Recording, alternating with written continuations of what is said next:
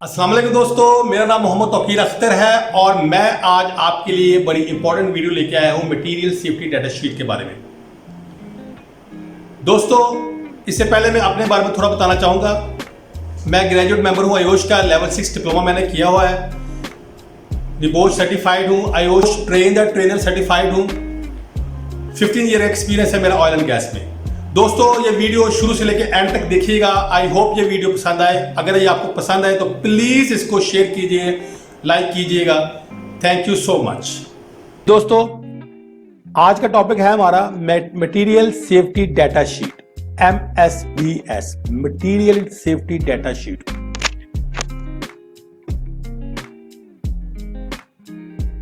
What you need to know about them, क्या चीजें आपको जरूरत है इसको समझने के लिए। Material safety data sheet, material safety data sheet से याद आता है जब भी आप कोई काम करते हैं, इवन कि सीमेंट भी इस्तेमाल करते हैं, सीमेंट एक छोटी सी चीज है सीमेंट, या कोई केमिकल कोई भी इस्तेमाल करते हैं, तो आप अगर हेल्थ एंड सेफ्टी ऑफिसर है तो आप उनसे पहले ये बात मांगते हैं कि भैया इसकी मटेरियल सेफ्टी डाटा शीट दें जरा।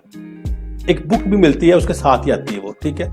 वो पेपर होता है, उसमें लिखा होता है सारे का सारा कि इसके अंदर कौन कौन से कंटेंट्स हैं, कौन कौन से इंग्रेडिएंट्स हैं, ठीक है, कौन कौन सी इसके अंदर चीजें किस तरह से, तो वो उसके अंदर सारी डिटेल लिखी होती है। उसमें असल में लिखा ही क्या होता है कि इंग्रेडिएंट्स के बारे में पता होना चाहिए, कौन कौन से केमिकल्स यूज हुए हैं, ठीक है। ये मेन इसकी वजह, मेन पर्पज यही होता है मटेरियल सेफ्टी डाटा शीट का। इसके अंदर कौन कौन से हैजर्डस सब्सटेंसेस इस्तेमाल हुए हैं, केमिकल सब्सटेंसेस इस्तेमाल हुए हैं, ठीक हो गया। जब वो कहते हैं जी डाटा शीट एक हमारे पास पड़ी हुई है, वो हम लास्ट में आपको दिखाएंगे, ठीक है। वो कहता है ये कि जो प्रोडक्ट हमने इस्तेमाल किया है एक एग्जांपल के लिए है, ठीक है। ये क्या है जी, क्लीनिंग प्रोडक्ट है, क्लीनिंग ऑफिस क्लीन करने के लिए या कुछ, उसमें क्या है कि हैजर्डस सब्सटेंसेस है, ये केमिकल है उसके अंदर, तो वो उसके एक एग्जाम्पल दी गई है हमें समझने के लिए, समझाने के लिए कि क्या चीज है, ठीक है।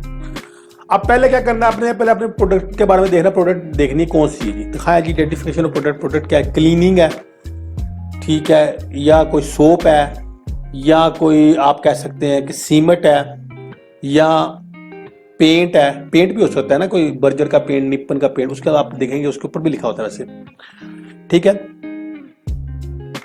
ये टिपोल एल्यूमिनियम क्लीनर के नाम से एक बताया है जी उन्होंने कि ये एक है sales unit and stock code, उसका कोड वगैरह भी लिखा हुआ है, यूनिट का भी लिखा हुआ, एड्रेस भी लिखा हुआ, कॉन्टैक्ट डिटेल ऑफ सप्लायर भी, ये लाजमी लिखा होता है, ये चीज आपने लाजमी, एड्रेस और कॉन्टैक्ट डिटेल ऑफ सप्लायर, ये इन केस अगर आपको कुछ समझ नहीं आ रही, सप्लायर कॉल करके पूछ सकते हैं भाई इस पे क्या क्या चीजें ऐसी हैं। इन केस ऑफ इमरजेंसी आप फिर भी कॉल कर सकते हैं उनको, ठीक हो गया। अब वो कहता है जी कंपोजिशन इंफॉर्मेशन ऑन इंग्रेडिएंट्स, क्या क्या चीजें इसके अंदर हो सकती है जी, क्या क्या चीजें इसके अंदर, एग्जैक्ट फॉर्मुलेशन, फार्मूला बताया जाता है, ठीक है। डिटेल बताया जाता है कि इसमें हैजर्डस कंपोनेंट कौन से हैं, नॉन हैजर्डस कंपोनेंट कौन कौन से हैं, ये बताया जाता है इसके अंदर, ठीक है। आइडेंटिफिकेशन कोड्स होते हैं, अब वो कोड अगर आप मिलाएंगे तो आपको सारा पता लग जाता है, आप ऑनलाइन चेक भी कर सकते हैं, ठीक है। उसको रिस्क फ्रेजेस भी कहते हैं, ठीक है। अब वो कहते हैं अल्कोहल, अब वो कहते हैं जी इसमें हैजर्ड्स कौन कौन से, हैजर्ड्स आपने देखने क्या क्या इसके हैजर्ड हो सकते हैं, जैसे irritating to eye and skin, आंखों में खारिश हो सकती है, स्किन पे खारिश हो सकती है, इरिटेटिंग हो सकती है, ठीक है। Large amounts could be hazards to aquatic environment, अगर उसके ज्यादा अमाउंट में अगर वो रिलीज हो जाती है तो वो एनवायरनमेंट को भी नुकसान पहुंचा सकती है। इसके बाद आपने फर्स्ट एड के मेजर्स देखने हैं कि फर्स्ट एड इन केस अगर फर्स्ट एड की जरूरत पड़ती है, आइज पे चली जाती है, आंखों में चली जाती है, स्किन को साथ वो मतलब हो जाती है, एक्सपोज हो जाती है, एक्सपोजर हो जाता है, तो किस तरह आपने उसको करना है। Irrigate the water with water 10 to 50 minutes, अगर आंख में चला गया तो 10 से 15 मिनट तक आपने पानी जो है वो आंखों में करना है ताकि वो वहां से रिमूव हो जाए। और अगर स्किन के साथ हो गया तो रिमूव ग्लव्स एंड वॉश, अगर आपके हाथों पे लग गया तो आपने ग्लव्स को रिमूव करना है और उसको अच्छे तरीके से धोना है, ठीक है। और अगर आपने इन केस ऑफ आपके मुंह के अंदर चली गई है, ठीक है, तो फिर आपने बहुत ज्यादा पानी पीना है ताकि वो जल्दी जल्दी वहां से आपके स्टमक से निकले। और अगर इनहेल हो गई है तो फिर आपको फ्रेश एयर की तरफ बाहर निकलना पड़ेगा, ठीक है, आप ताकि ताजा हवा लें ताकि ये सिलसिला ठीक हो जाए। Always check out first aid information, first aid information आपने लाजमी देखनी है, ठीक है। फर्स्ट एड से भी आपने कंसर्न करना है, ठीक है, इसके बारे में डिस्कस करने की भाई ये केमिकल आया, इसका क्या क्या नुकसान हो सकता है, वो आपको ज्यादा अच्छी तरीके से गाइड कर सकता है। फायर फाइटिंग के मेजर्स आपने देखने हैं कि किस तरह का फ्लेमेबल है या नहीं है, आग लग सकती है कि नहीं है, ठीक है, ब्रीथर अपरेटस की जरूरत है इसके साथ कि नहीं है, ये आपने उसको देखना है। इसके बाद अगर वो स्पिलेज हो जाती है, यानी कि वहां से लीक हो जाता है या वो मटेरियल, तो वो कितना नुकसानदेह हो सकता है, ये भी उसके अंदर डिटेल में लिखा होगा कि स्लिपरी हैजर्ड तो नहीं है, ठीक है, किसी और के साथ मिलके कोई प्रॉब्लम तो नहीं होगी, ड्रेन का मसला तो नहीं क्रिएट कर देगा, ड्रेन नीचे ब्लॉकेज तो नहीं हो जाएगी, ठीक है, ये चीजें आपने देखनी है। आपने किस तरह हैंडल करना है इसको, स्टोर करना है इस केमिकल को, ठीक है, ये भी उसके अंदर लिखा होगा। खाने से आपने दूर रखना है इसको, ठीक है, कंटेनर्स के पास करें इसको, कंटेनर के, बच्चों से दूर रखें इसको। टेम्परेचर जो है 5 डिग्री से 30 डिग्री तक होना चाहिए, ज्यादा भी ना हो और कम भी ना हो, ठीक है। और शेल्फ लाइफ जो है उसकी, जो उसको अगर आप स्टोर करेंगे 1 साल की, ये इसके ऊपर लिखा होगा, ठीक हो गया।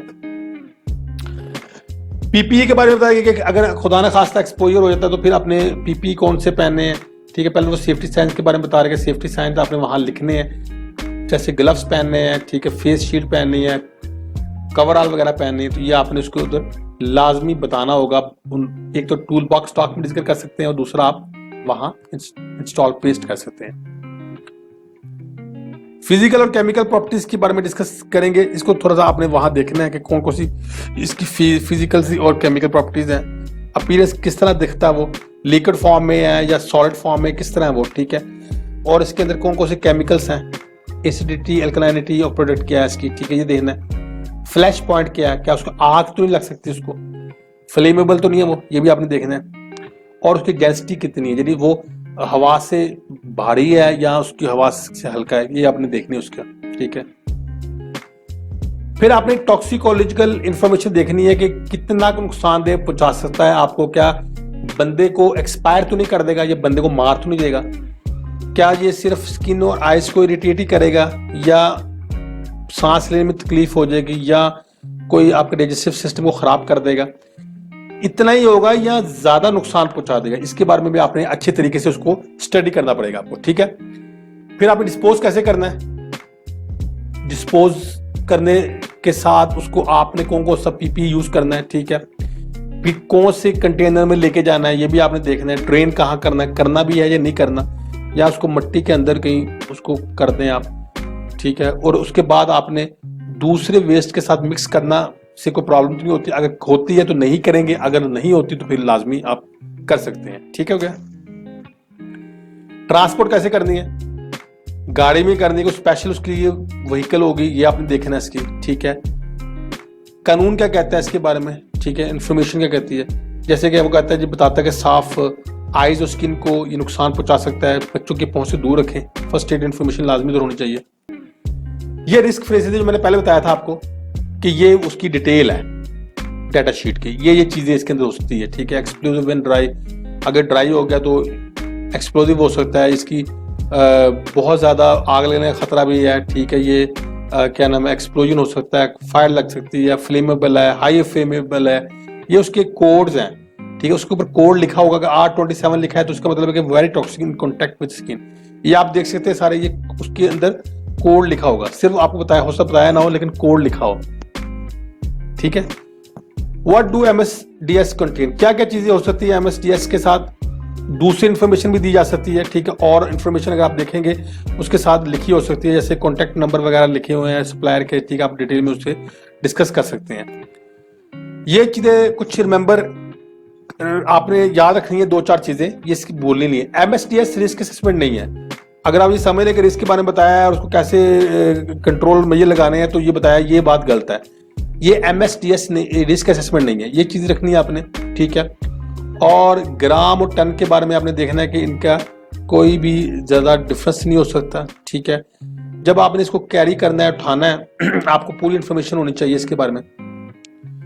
और control should be proportional to risk, control जो है रिस्क के मुताबिक होना चाहिए, ये नहीं कि कंट्रोल आप कोई और लगा दें, ठीक है, जिसकी जरूरत ही नहीं है वहाँ, ठीक है। और इसके अलावा अगर कोई मसला मसाइल हो तो आप अपने एक्सपर्ट से कंसल्ट कर सकते हैं, ये चीजें आपने याद रखनी है। ये दोस्तों, ये हमारा टॉपिक आज का खत्म हो गया है। कॉन्टैक्ट नंबर मेरा आपके पास है, आप मुझे कॉल कर सकते हैं, मुझसे कॉन्टैक्ट कर सकते हैं। वेबसाइट भी आपके सामने है, ईमेल भी है। अगर आपका कोई क्वेश्चन है मुझसे आप क्वेश्चन पूछ सकते हैं। तब तक के लिए मुझे इजाजत दीजिए। इंशाल्लाह नया टॉपिक लेके बहुत जल्द हाजिर होंगे। अल्लाह हाफिज, अल्लाह निगहबान।